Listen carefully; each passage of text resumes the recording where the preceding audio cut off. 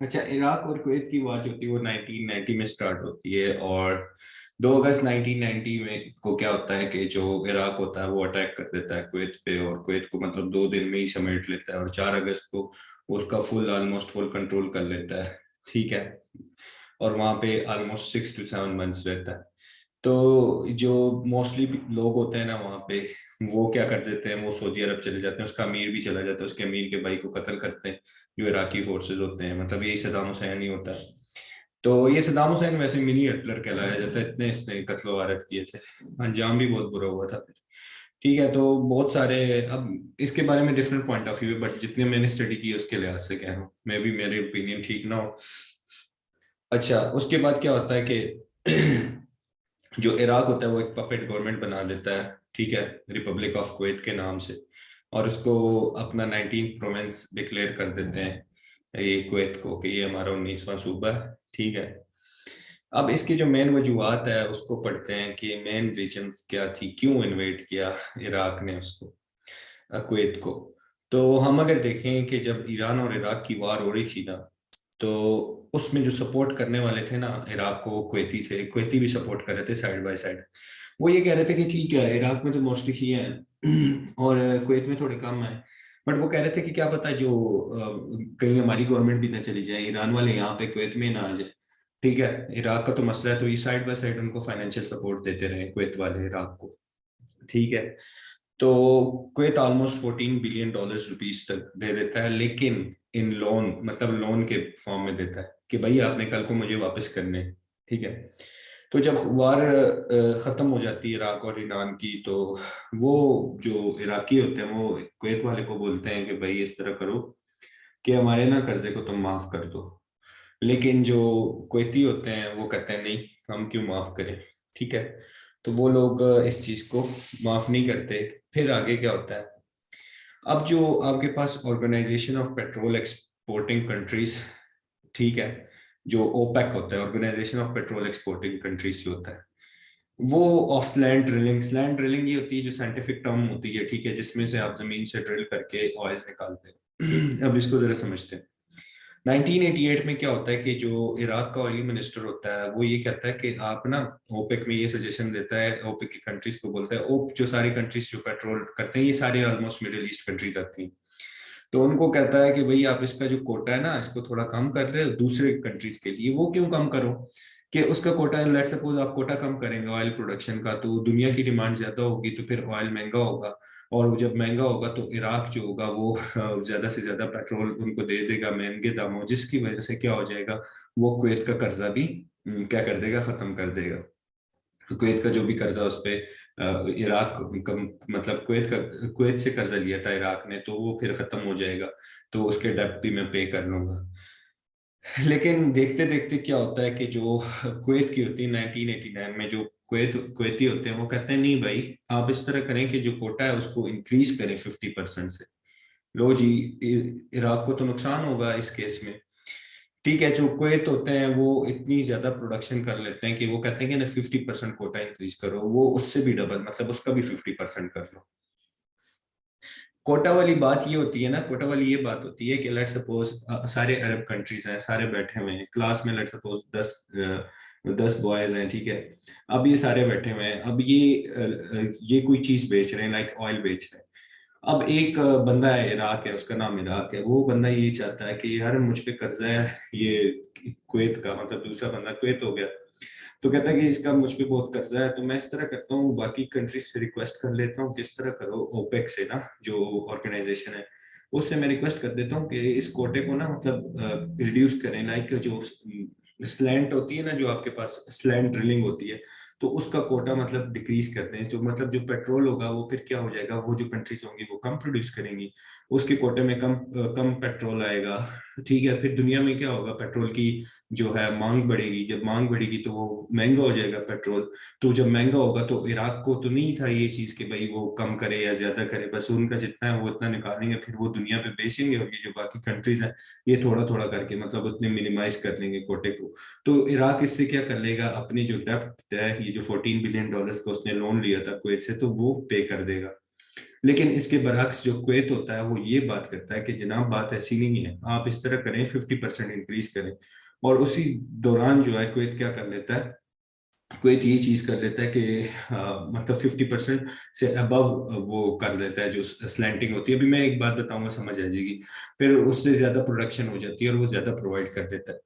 तो 1985 और 89 में अगर बात करें, 1985 और अगर 89 की बात करें तो उसमें ये हो जाता है कि जो इराक होता है उसको बजाय इसके कि फायदा, उसको इतना नुकसान और हो जाता है कि $14 बिलियन का और नुकसान हो जाता है। तो वो फिर या ना उसका डेप्थ पे कर सक रहा है, उल्टा उसको और भी नुकसान हो गया। उसने कहा कि भाई कोटा रिड्यूस करो, इन्होंने इंक्रीज कर दिया। फिर जो इराक होता है वो कुवैत को बोलता है कि आपने ना क्या की है, स्लैंट ड्रिलिंग की है। और मतलब ये कहता है स्लैंट ड्रिलिंग इस तरह देखें, ये इराक है, ये समझे कुवैत है।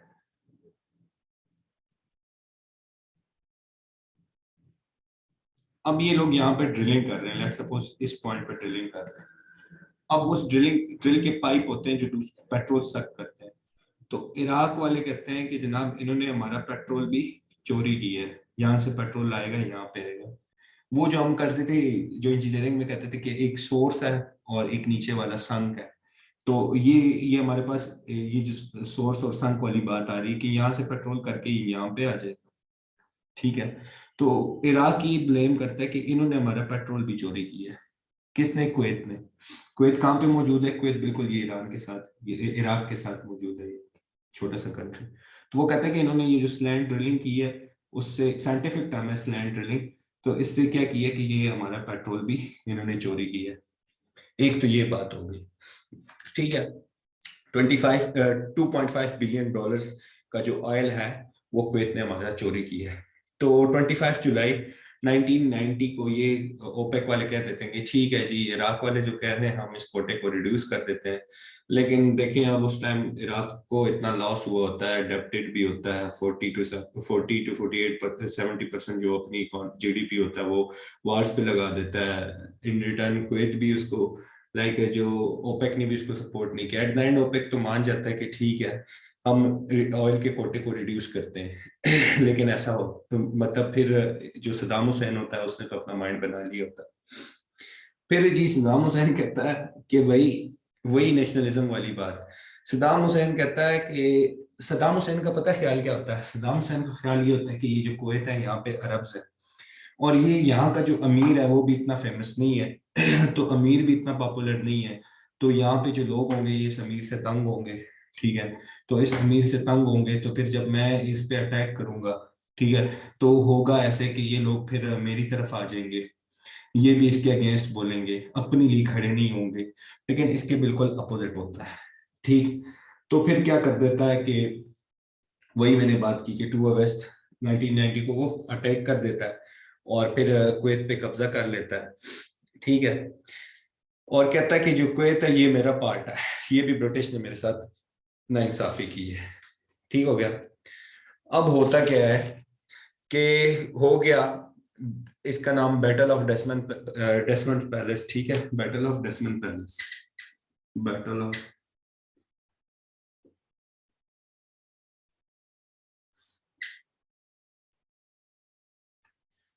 ये क्या है डसमन पैलेस? क्या है ये? जो अमीर रहता है ना कुवैत का जहाँ पे, उसे डसमन पैलेस कहते हैं। तो उसके भाई को ये मार देता है और वो अमीर भी वहां से निकल जाता है, क्योंकि वहां की बड़े वीक फोर्सेस होते हैं और ये उसको इजीली डोमिनेट कर देता है। विद इन टू डेज में कर लेता है और कंट्रोल कर लेता है पूरे कुवैत को। अब इसके बरअक्स जो उस वो कहता है ना कि मुझे ये लोग सपोर्ट करेंगे, ये अरब है, वो नेशनलिज्म वाली बात कर रहा है कि ये मुझे सपोर्ट करेंगे, बट इसके बरअक्स क्या होता है कि लोग निकलना शुरू हो जाते हैं, सिविलियन इफेक्ट हो जाते हैं बहुत ज्यादा। और उस टाइम जो एक सोर्स होता है ना वो पैम्फलेट्स निकालते हैं और उस पर लिखते हैं। लाइक इतना जुल्म होता है उस टाइम पे कि इनके जो टेलीविजन है वो भी सब कुछ बंद कर दिया था, और सिर्फ ये होता था कि इराकी जो बगदाद वाला रेडियो होता था वही सुनते थे, जो स्टेशन होता था वही सुनते थे। तो ये होता है कि इनको फिर ये जो कुवैती जो करने थे ना, जो सिविल रेजिस्टेंस शुरू हो गई थी या कोई रेजिस्टेंस मूवमेंट शुरू हो गई थी, तो ये मोस्टली वो लोग थे जहाँ पे, यहाँ पे जो इलीट थे ना वो तो भाग गए थे, सऊदीया भाग गए थे, लेकिन ये आम ये जो मतलब ग्रास रूट लेवल पे लोग थे, वही लोग थे सारे के ये अगेंस्ट आ गए थे, ये इराकी गवर्नमेंट के अगेंस्ट कि भाई अब मेरा घर है, मेरे घर में कौन ऐसे घुस के आ सकता है। तो उनके अगेंस्ट क्या करना, उन्होंने एक अपराइजिंग स्टार्ट कर दी थी, और इनकी मीटिंग्स आपस में होती थी, मस्जिदों वगैरह में होती थी, ठीक हो गया। और इनको फिर सपोर्ट कर रहे थे, साथ में यूएस भी कर रहा था, यूएसए भी कर रहा था। अब यहाँ पे जरा देखें ना कि यूएसए वहां पे पहले इराक और ईरान के, तो इराक को कर रहा था, और यहाँ पे यूएसए जो था वो भी सपोर्ट कर रहा था, किसको, कुवैत को सपोर्ट कर रहा था, और कुवैत की गवर्नमेंट भी इनको सपोर्ट कर रही थी जो एग्जाइल में थी। और जो सोल इंफॉर्मेशन का जो सोर्स था वो हमारे पास जो पंफलेट होते थे वही थे। अब इसके रिस्पॉन्स में क्या होता है कि जब लोग निकलते हैं तो इसके रिस्पॉन्स में क्या कहते हैं, कहा जाता है कि ये इतना जुल्म था, ये कहते हैं कि जनाब ये जो इराकी फोर्सेस होते थे, सद्दाम हुसैन के फोर्सेस, वो क्या करते थे, इन लोगों को पकड़ के इराक में लाते थे और फिर उनको जहर दे देते थे और उनको मार देते थे। ठीक हो गया। तो 1990 में जो अक्टूबर का महीना होता है, ठीक है, तो इन्होंने एग्जीक्यूशन स्टार्ट कर दी, जो आपके जो उनके पार्टिसिपेंट्स होते हैं, ठीक है, जो सिविलियंस होते हैं उनको मारते हैं, खुलेआम मारते हैं। जनवरी फरवरी 1991 में खुलेआम इनको मारना शुरू कर देते हैं। इनका मेन पर्पस ये था कि हम इनको सप्रेस करेंगे, हम इनको जो है ना, हम इनको ऊपर नहीं आने देंगे, हम मतलब रिबेल नहीं करेंगे। At the end of the day क्या होता है कि ये जो सारे जो असासे होते हैं ना वो भी लूट लेते हैं, जो किसके होते हैं, कुवैत के। ठीक है। अगर हम इसका आफ्टर मैथ देखें इन्वेजन का, तो 4 अगस्त को प्रोविजनल गवर्नमेंट बना देते हैं वहां पे फ्री कुवैत का, और हुसैन अली, ठीक है, अला हुसैन अली पीएम बना देते हैं फ्री इंडिपेंडेंट कुवैत का। तो उसमें ये होता है कि अला हुसैन अभी भी जिंदा है, लेकिन वो उसे उम्र कैद होती है कि उसको क्लेम करते हैं कि भाई इसने गलत लाइक टेरोरिटी किया था और फिर रूल किया था, फिर हमारा सामान लूटा था, तो सारा क्लेम उस पर आ जाता है। और आपको पता ही है कि सद्दाम हुसैन 2003 में उसको मार देते हैं। ठीक है। तो फांसी हो जाती है। यूएन सिक्योरिटी काउंसिल जो होता है इस मामले में 12 रेजोल्यूशन पेश करता है कि भाई आप लोग विड्रॉ करो कुवैत से, इराक वालों को कहते थे। फिर उसके बाद जो है ना, जो यूएस गवर्नमेंट थी उन्होंने भी बोला कि भाई आप विड्रॉ करो, आप यहाँ से विड्रॉ करो। चाइना और यूएसएसआर जो इराक को सपोर्ट करने वाले थे, उन्होंने भी जो कुवैती थे, जो इराकी थे, उनसे जो आर्म्स और वेपन्स प्रोवाइड करना था वो भी खत्म कर दिया, और बोल दिया कि भाई हम अब आपको प्रोवाइड नहीं करेंगे। फिर उसके बाद 17 जनवरी को ये मतलब ये इराकी गवर्नमेंट मानी नहीं है कि भाई हम क्यों कुवैत को इवैक्यूएट करें, क्यों उसको लिबरेशन दें। तो फिर अमेरिका ने बोला कि भाई ऐसी बात है कि अगर तुम नहीं देते हो ना तो फिर हम खुद ही तुम्हें तुम्हारा इस्तेकबाल करने आ रहे हैं। तो जो यूएस लेड कोalition बनती है, ठीक है, डिफरेंट अरब कंट्रीज के फोर्सेस होते हैं और जाते हैं और फिर इराकियों को वहां से भगा देते हैं। ठीक हो गया। और 25-27 फरवरी को क्या होता है कि जो कुवैत होता है वो ऑफिशियली आज़ाद हो जाता है, लिबरेटेड हो जाता है। और फिर उसके बाद जो कुवैत का अमीर होता है, ठीक है, वो रिटर्न हो जाता है 15 मार्च 1991 को। तो ये हमारे पास कुवैत वार की सारी, कुवैत इराक वार की सारी कहानी थी, जिसको गल्फ वॉर 1 भी कहते हैं। ठीक है। ये टॉपिक समझ आया है? दोनों टॉपिक समझ आए हैं? मतलब है तो टॉपिक, लेकिन मैंने सब डिवाइड किया हुआ ताकि सही समझ आए।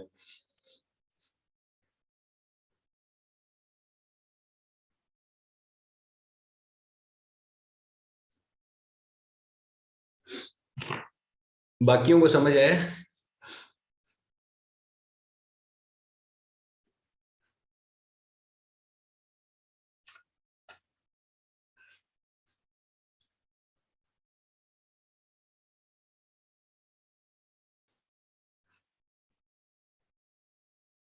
हाँ, ईरान, यही सही कह रही हो निका, ठीक कह रही हो।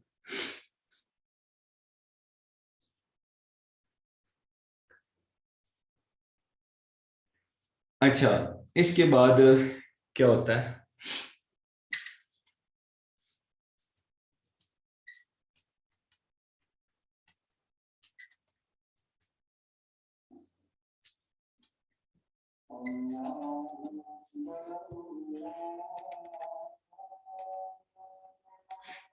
ठीक ठीक ठीक, 1 मिनट बस अजान हो जाए, ठीक है।